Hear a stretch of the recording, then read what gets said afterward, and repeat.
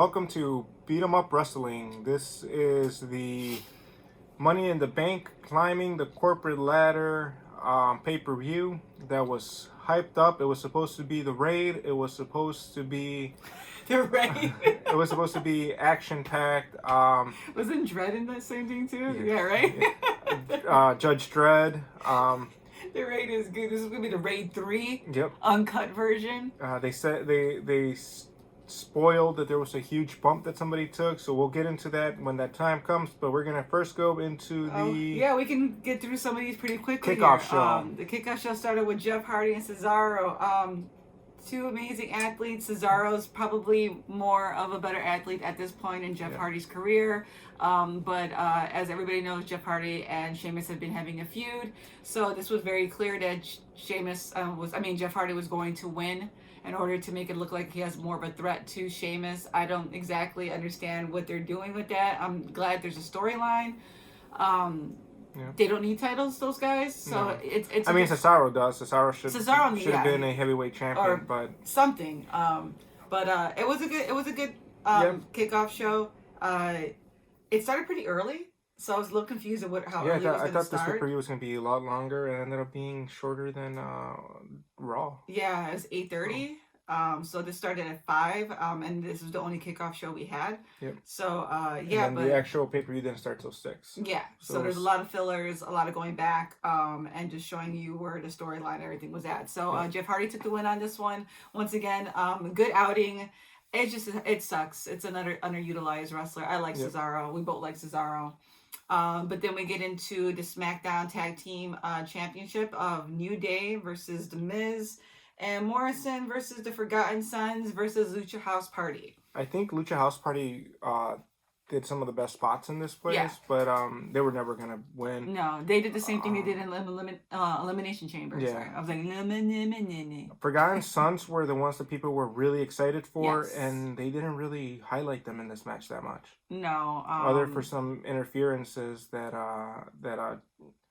Jackson Riker did, and he gets ejected, and then that was it. Like they were no longer a threat after that. No. So it was really more about Lucha House Party, New Day, and Miz and Morrison. And this one, it's going back to what I said about right. Elimination Chamber was the last one. No, WrestleMania was the last one. Was it? Yeah, when they lost their belts, right? Yep.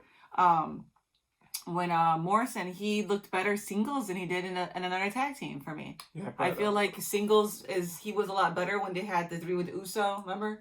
And they had and that's how they lost their belt. I just thought that Morrison looked better. I think he had like a slip up somewhere. I can't remember. I remember just being like, I don't know. I'm just not impressed as much. And John Morrison is known to be a really good wrestler. Yeah. I mean, him and Miz on the mic are great, but I don't know what's going on. I think that they're giving them that rap gimmick that was supposed to be for the Revival, but the Revival turned it down. And I don't know. I wish they would just let them be themselves because they are very charismatic. Yeah, definitely. But the match was good. The match wasn't bad at all. It's sad because there's no really big build. Sorry, I have like my dog's shaking, and so I'm like, there's just no big build to anything. For the tag teams? For the tag teams, like I'm not invested. Like I love New Day, but it's kind of the same with the Usos, and I don't know if Miz and Morrison just really needed a good head-to-head with somebody, and I don't know how they could have done that. I mean, they could probably have done it before they got rid of the Good Brothers. They could have actually built them to be something dominant, but I don't know. A lot of these wrestlers feel like they're going through the motions, but I don't see the energy behind it. Yeah. I guess that's what I'm saying, the organic energy. Like, it's just like you have a match, you have to defend your belt, boom, let's go. Yeah. So, there's nothing wrong with putting matches together and people just fighting and having a good match. But at the same time, it was just another match. Yeah. It could have been on Raw or SmackDown. Yeah, that's what it was feeling like. It was feeling like Raw or a SmackDown episode instead of your Money in the Bank, which is supposed to be one of your big pay-per-views now. Just by judging by the number of viewerships that it always gets, it's always going to be WrestleMania, then Royal Rumble, and SummerSlam, and then Money in the Bank was taking over Survivor Series spot. So it's just kind of, and then the way they were building up this pay-per-view, you were hoping for a lot more at this point. But And then we get into another match. Our Yep. Truth was supposed to be against With, MVP, yep. but Bobby Lashley interrupts and tells MVP to take the night off, and Squashes R-Truth. yeah, so R-Truth is a really good entertainer. He's a really Very good wrestler, and I wish they would just give him a little bit something more than what he's been doing. Especially right now when you don't have an audience and he could still entertain you and keep you that engaged on the camera. He should have more than just a 24/7 title. I'm not saying give him a title, but like, don't just squash him or make him act like a complete idiot. I mean, even when they sell that, like he was talking about going after Tom Brady when he met Gronkowski, and it's like he does these stupid things, and like you're like, truth, you know. But it's truth though, and he has this. I don't know, like it's like I said, I miss the days of him and Carmella because at least they had like some sort of thing going on back and forth, and it was funny, and they played off each other well. It's just once again a lot of big roster, not enough time, not enough space. They don't know how to develop their characters or where they're going. Not true for everybody. We'll get into that. So the next one was SmackDown Women's Championship, which was Bayley versus Tamina, and this was actually not as bad as I thought it was gonna be. You know, Tamina's not the quickest person now. I love Bayley, and I wish they would give her more than what they've been doing. I think she could. Yeah. She could do more than what they're giving her. She's the champion afterthought. Like she's just... they're not even treating her like a real champion. She wins this match because Tamina gets angry at Sasha, and she so it's not even it's distraction. Yeah, it doesn't give Bayley a dominant win, and you want to have dominant heels sometimes so that you know it makes your baby faces look more more heroic when they overcome them. But in WWE we get chicken shit heel after chicken shit heel a lot. And this one was kind of, honestly, it was heel against heel. Yeah, it's nice Tamina now. She's not nice. I mean, like no one's gonna believe that. Yeah, they haven't really played too much into her character. I mean, just having her little therapy session videos, which I thought was like, you know, I give her credit for trying to do something different than you. But yeah, it wasn't. It's hard. They didn't build it too long. It's hard to rebuild and rebrand somebody who's been known as a heel for so long. You know, like just like we had to get used to being Bayley, being, you know, evil Bayley. You know, she was. I'm glad Bayley kept it though. Yeah, I definitely agree with that. You know, sometimes I wish her and Sasha would just duke it out because that would be the high level, or like even just like, I don't know, like if Asuka was still on the same roster, like, you know, just actually let the girls fight. Like forget about still building some storyline. Just let them go at it, you know. There doesn't have to be so much, I don't know, so much talking, like with Becky. I think they just need to separate Sasha. They should put Sasha and Bayley in different brands. Yeah. I think that they end up becoming a crutch the way that they use them. I know that they're friends in real life, and and I'm not really saying that they should not be friends. I'm just saying that WWE writers just use them as a crutch for each other. So they don't really let them grow and become, you know, the superstars. Or make them a dominant force. Give them the tag team titles and make Bayley the championship.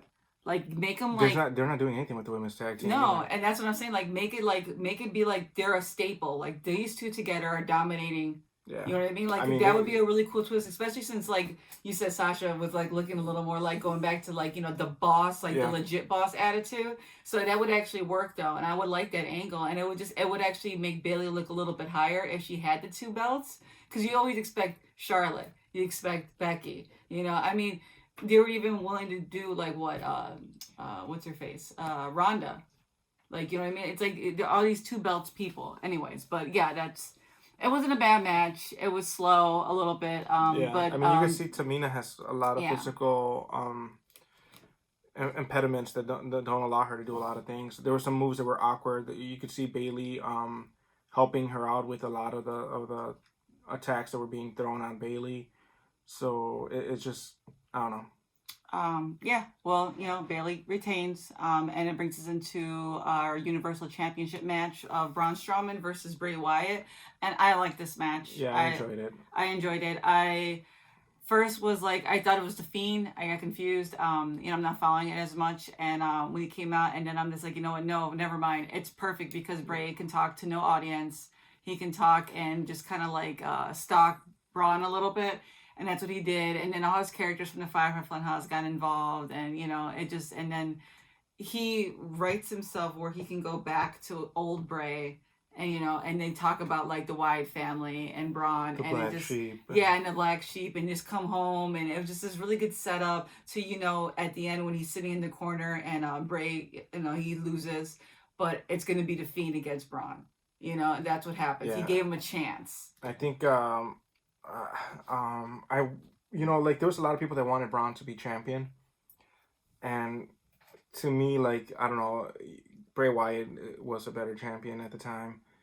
I don't think Braun really adds anything to the championship belt, but I like how they're building this up, and I do hope that the Fiend does defeat Braun Strowman. Yeah, and gets the belt belt back. Yeah, because he can bring the belt back as Bray and still cut those promos without an audience and still make it relevant. Yeah.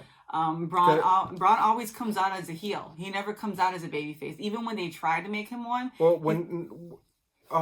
before he joined with Dolph and Drew, when he came in from his injury, right? Right before that, right before he joined with Dolph and Braun, with Drew, his face turn was really good. People were really liking it. It was really It was really organic. People were way into him. Now I remember that a little bit. And then as soon as they put him with Dolph and Drew, it just took all the air out of him. Yeah, because the way he's demeanor, it's really borderline. Like, he can cross over the heel real quick. Yeah, because a big guy, it's hard to make a big guy a face. It worked for Drew.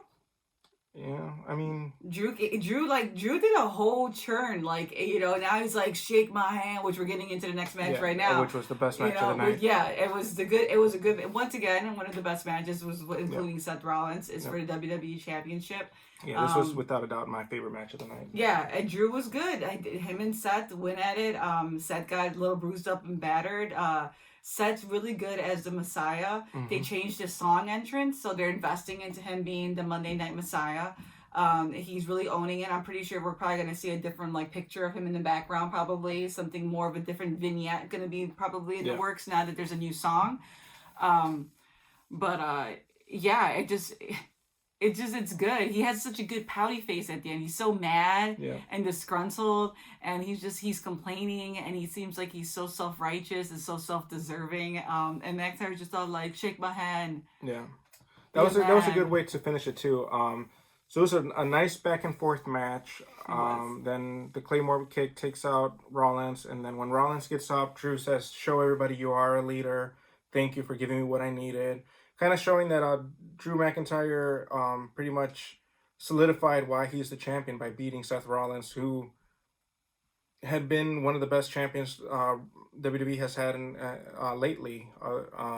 It's just been Braun or him. Yeah. So yeah, it just kind of helped Drew become that champion, the babyface champion by taking out one of the biggest heels, and I think it's telling a good storyline because we know that Seth Rollins is not just going to let this just go by the way, just the way he was looking.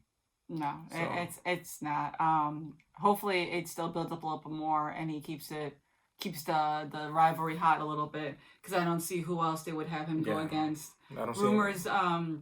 Is Roman on this one? Yeah, Roman's on. I thought Roman was on SmackDown. Yeah, he is. Yeah. Right? Yeah, that would be this one because Universal's on Raw. Oh no, Universal's Braun's on SmackDown, right? Yeah, Braun's on, because the Fiend's on SmackDown, right? Yeah, Fiend's on SmackDown. So then Drew is on Raw. I can't remember where Roman's at. I'm completely. I can't remember. Roman's on SmackDown. Roman's on SmackDown. So that's the different one. Yeah. So dang. Yeah, because I don't really know what they're gonna build up who against Drew after the whole Seth thing fizzles. But we'll see. Hopefully. The good thing with him going against Seth is that you have his acolytes. His entourage. Yeah, because was it Buddy Murphy came back? That's the only one he has now. I know. AOP has an injury. Yeah. But now we get into so Drew retains. Yep. And we get into the Money in the Bank ladder match where it was it felt like the intro to a video game where your character selects when they came out, and you're standing in a lobby and you're waiting for the lobby to get filled like in Call of Duty for you can get loadout and then you can go you can go and play. I was like, are they all just waiting here? I would have just been like, it was an awkward start. Yeah, it was. They did their ring entrance to. Shayna was like full. Yeah. I give it up to her. She came out, looked around, was like, I don't even care. Lacey Evans came out with her props too. Yeah. And yeah, it was a little awkward. Asuka was the best though because she came from the top balcony and then fell on the girls because she was just like, oh, Asuka did have the best entrance. What am I gonna do? I just love her. I love her dance. I love her. Asuka's very entertaining. Yeah, I think she's shining. Her personality's shining so much right now. Now that there's no audience and they need to figure out a different way to entertain. Like, I hate that she's playing on the fact that she's coming off as a crazy Asian. Yeah. But she's writing herself this way, and I know she's confident in that.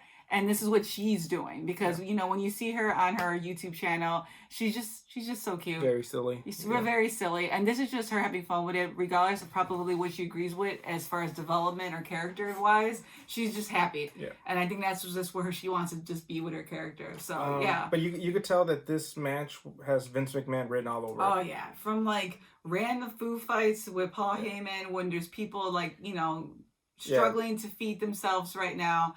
You have all this food being wasted. Food fights are known for like your B talent. Usually you do that in a holiday show. You do not need to have a food fight during your Money in the Bank. It's bad we know the category. Yeah. Is it Labor Day? Is it Memorial Day? Well, I guess it's Mother's Day, so they had the Mother's Day food fight. Yeah, Mother's Day food fight, basically. But it had some awkward moments. AJ is pinned down by Otis. Very light weights because you actually look at the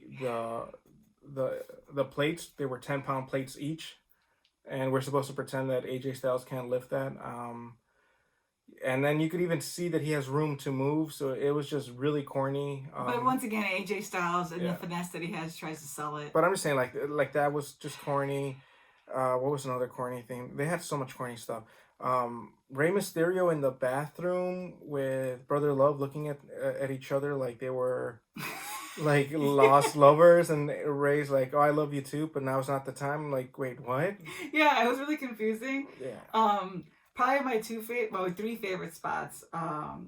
The girls didn't have a lot of spots for me as far as like Carmella went through a table. Dana Brooks was confused. I'm like, can you stop making girls always look like confused? They played off with Dana Brooke being the dumb blonde. Nobody knew where the briefcase was at, even though all the audience did. We all knew it was going to be on the roof. It was advertised as it was on the roof, but I guess they forgot to tell them. Where is it at? We're going to go this way? It's like, no, you take the stairs and you go up. Sooner or later, you're going to go up. The plot hole for me is that they were in an elevator. Asuka was in an elevator, and she took the longest riding elevator, and then she stopped going on the elevator once she got to a floor where they attacked her, and she decided to take the stairs. They should have just made the elevators inaccessible. Yeah, it was... Because that added nothing. They were trying to do the theatrical in-camera elevator stuff like that.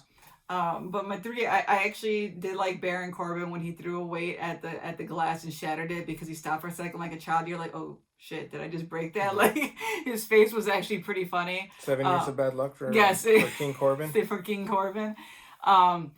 AJ Styles was probably my funniest thing for me. AJ Styles was like when he's like, "Where are you at, Little Ray Ray?" I was like, I lost it. I was like, did he just call him Little Ray? Did I miss that promos with him calling him Little Ray Ray? And then the PTSD moment. Yeah, he was just like, "Where's Little Ray Ray at?" He was so triggered, his hair is just like flopping, and then he's like, obviously he's going down the hallway like a Resident Evil character, and then he just turns and you see the Undertaker opens the door and there's a casket, and he's just like, yeah, he's having some traumatic. He's reliving the Boneyard match. Yeah, so it's causing him to have some episodes now. That was the best part, though. It was so good. Like, it was so good. And we know this was pre-recorded because he still has OC gear. And I swear to God he didn't have OC gear this week when it was live again. I swore he didn't because I swear he had the P1 again on there, So I was... But it was good. And then him and Daniel Bryan going into Vince's office, which was like a drop the ball for Vince because I thought he was going to do something funnier. Like, he was just like, get out. Yeah. And this is, like I said, you could tell Vince McMahon wrote this whole thing because Vince McMahon wanted to come out as this powerful guy that they're all scared of. And he turns around and he's writing on a memo pad. Like, who? Yeah, even though he's an old, feeble man now, he still wants to play off like people are scared of him. And he wrote in Doink the Clown, which it was just a weird People moment. Power. John Laurinaitis. It was just some weird cameos. It's like Paul had to be eating. Come on, man. He trimmed down. Fat jokes Dude, all he over the trimmed place. down. This was just McMahon's heavy hand on it. Like, McMahon saw that people responded really well to the Cena Firefly Funhouse and responded really well to the Boneyard match, which he didn't write. And he was like, well, let me show you what I can do. Look what I can do. Yes. He's like doing TikTok videos. And, look at me. I think he dropped the ball. I don't think the women and the men should have had the match at the same time. It made the pay-per-view a lot shorter. It gave us really weird cuts. Yeah, and then there was botches when like it's already recorded, like we know it is, and it's cool. And that's then like fine. the Stephanie McMahon video, you could tell that it was totally phoned in. Yeah, she recorded it on her phone and sends no, it it was in. like really bad Zoom without the Zoom. Yeah, it was just you could tell she recorded it at home though. Like, she was not in the same room that the women were in. I don't know. Yeah, it was. Yeah, but I like how AJ and Dan Bryan were just like, leaving. They're like, you, him, me, him. Oh, and like they were about to leave. He's like, we should probably fix the chairs. He's like, man, you just like totally like just were scared in there. He's like, you're the one that said that we fixed the chairs, and he's like, AJ's like, oh yeah, I did. And then they started like going at it. Like AJ's like, it's so sad that AJ could sell everything. Like he could sell so much, and he deserves so much better than this, man. Look, man, I've been trying to get through the 2019 Hellboy, and I'm gonna make a reaction. I'm gonna make a parallel to it. So, Hellboy 2019 was trying to be really edgy, and they kept on putting some jokes in it, which took you out of the element of the threat and the suspense that they're trying to build, right? So in here, you're telling me that this is the most dangerous Money in the Bank. That they're going to be climbing through all these floors. There's going to be a huge bump that we didn't even see. When in reality, it was just flat joke after flat joke. Every floor they went to, there was another corny joke. And I know what people are going to say. People on Twitter are already saying it. How can you like the AEW Dynamite main event on Wednesday, but crap on the Money in the Bank? Well, here's my response to that is AEW Dynamite is your weekly show. If this was on Raw, I would have been like, oh, okay. Yeah. Right? This is your pay-per-view where you're building up who's going to be the next star, who's going to be your next potential champion. But it's not even... And you're giving us this crap. Like, Aleister Black was supposed to be this dark vampire figure, and he's in a... underworld type He's in a food fight. Yeah. Baron Corbin... Daniel Bryan was Earth Daniel Bryan, and he's wasting food. Yeah, you have Daniel Bryan... like, just not even highlighting what he's able to do. AJ Styles, which is one of the best wrestlers, you have him in your company, and then you're just wasting some of his best years. You're just using him on some corny jokes. For the women, you want to build Lacey Evans up as something, but she wasn't even highlighted in this. Like, no. I didn't even remember seeing that much of Shayna Baszler. Like, Shayna Baszler got slammed by Anaya, and that was the last we actually see. So her like it ends with Asuka and Otis getting it, and Otis gets it because AJ Styles football fumbles, and he had it. He had it. You must maintain full control of the football for it to be a touchdown. So if the briefcase was here, and this is where they could have had it, where him and Baron and they're fighting for it, and all of a sudden they throw it up, and Baron hits AJ, and AJ tries to grab it, and it falls into Otis's hands. Way more better than the actual fact that you can go back and you can pause it and you see that AJ Styles has it.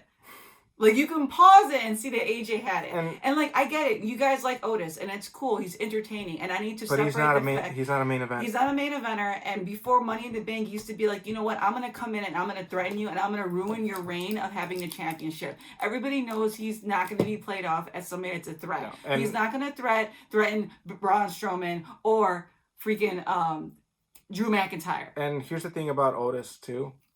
Otis is just Chris Farley. He's fan service. He's playing Chris Farley's character.